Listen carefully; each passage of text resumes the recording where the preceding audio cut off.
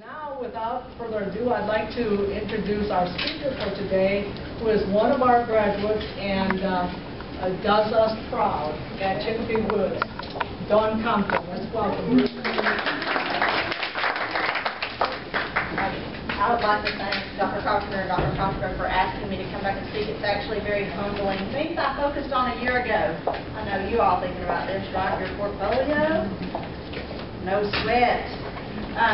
Your portfolio, you're probably thinking, or at least when I was here, I was thinking, oh, this is so much work. But it actually works. A friend of mine, Tracy Jones, got her job in Gwinnett County simply because of her portfolio. She was at a ball field watching her husband coach, and she did not know an administrator was there. And she was working on her portfolio. It was not finished. She was building it. And that administrator saw it. She got up to go use the restroom. The administrator got her portfolio, flipped through it, and then she ended up with a job because of it. So don't sweat over your portfolio. Finding a job, I did sweat this one too. Jobs are hard to find, but have faith. Like I was telling some of the girls that I've already spoken with, we have 5 people just from my cohort that are working at Chicopee. And that's not other schools, that's just at Chicopee. So there are jobs out there. The next thing was graduation. I was excited because this time last year I was graduating. And then I also started being observed. I can talk in front of kids all day long, but when someone comes to watch me, I would get nervous. So that's what I focused on a year ago. Well, things I focus on now, lesson plans. And I know y'all are probably thinking, I focus on lesson plans now. You're learning so much and doing your lesson plans with Gainesville College. You're going to be thankful that you have those long lesson plans when you get to school, because when you are doing lesson plans now, you're thinking about a single lesson that you're teaching. When I think about lesson plans, I'm thinking about a full week that I'm teaching. And so it's better to over-plan, and so lesson plans take up a great deal of my time now. And then getting a job was last year, keeping a job is this year. So you want to make sure you do a great job so that your administration are glad that they hired you. And then this is something I would not recommend. I started my master's program my first year teaching. Do not do that. I'll just leave it at that. Do not do that. And then still being observed. Your first year teaching, you have 3 observations. They come in and watch you, which I have great administration, and everything that has been said to me has been extremely positive and uplifting, but I still get nervous because being observed is nerve-wracking. Things that I would recommend that you do now, because this is something that I wish I had known. Watch for things like transition, how they transition from one lesson to another. Watch for things like how they handle restroom breaks. Watch for things like what they do if a kid needs a sip of water. Or, you know, just the little things that you don't think about when you're doing your observations are the things that are going to make the most difference when you get in a classroom.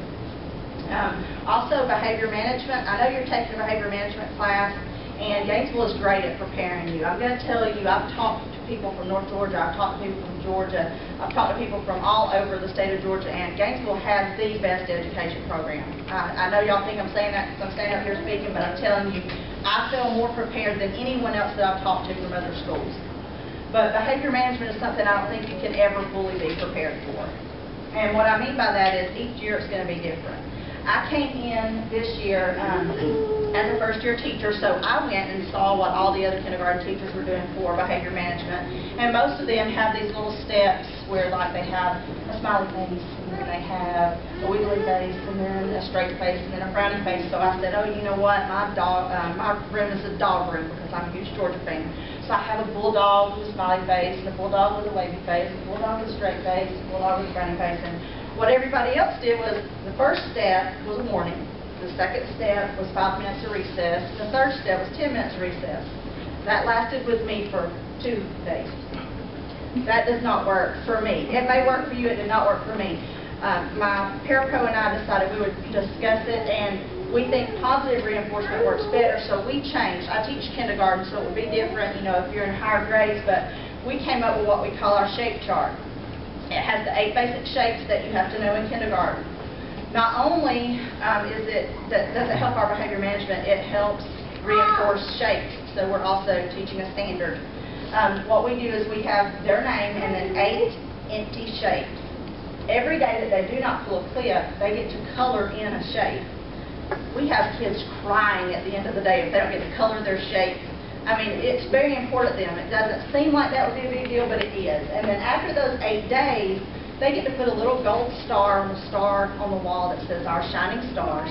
After 3 stars, they get to go in a treasure box. And when our treasure box is things like pencils, dollar store gifts, Happy Meal toys that, you know, other people didn't want. And they have 8 shapes, 3 stars, 8 times 3 is 24. They have to have 24 days not pulling their clip before they go to that treasure box.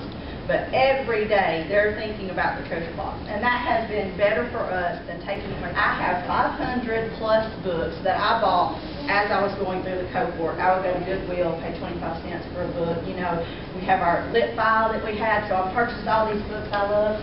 And I thought, I'm ready. Well, I got to Chicopee, and we do what's called Reader's Workshop. And for Reader's Workshop, you have to level your books so that the children know what level that they're reading in at all times. And I did not level my books. Well, leveling 500 books in the midst of teaching and doing lesson plans, by summer maybe I'll have my books leveled. So as you get your books, go to the Scholastic Book Wizard or other places and level your books. That's something I wish I had known to do. Also, enjoy the ride and smell the roses. I'm very OCD, so while I was here at Gainesville, I was very stressed and didn't realize how much fun I was actually having in college. And once I graduated and got out, I love teaching. Don't get me wrong, I love teaching, but I didn't realize how much I would miss college. I miss my friends and, you know, the good times we had, so enjoy it. Don't take it for granted. And then appreciate and utilize your support system. And I put in there, you're more prepared than you realized. I knew that some of you were going to be stressed about the gates and some of the other things that I've heard you talking about. Gainesville has prepared you. You're going to do fine on the gates. You're going to do fine. And when I say utilize your support system, your cohort, some of you may not ever talk again, but you're going to make some connections there that are going to be great. I was talking about Antigone. I don't know if any of you know her, but she was in my cohort. She and I are both teaching kindergarten this year. That's a great support system. If I have a question, I can call her. She has a question, she can call me. She needs a song, I can burn it for her. I need something, she can send it to me. Utilize that support system. That's why I'm here. All right. Things I recommend you buy now. Because you're going to need a lot of them. Books I brought just because that was my favorite part of being in the program and having people come in, was hearing about great books, because I love to buy books. When I find out about a book, I love to go buy them. Some of the books that I have here, they're not in particular order, but The Library Dragon. I don't know if you guys have heard of this book or not. It's by Carmen Dede, who is a very good author. She actually starts out, she's talking about the Library Dragon. The librarian will not let the kids look at the books because she doesn't want them to get fingerprints and get sticky and get things spilled on them. And the book basically goes throughout why it's important to let kids dive into books.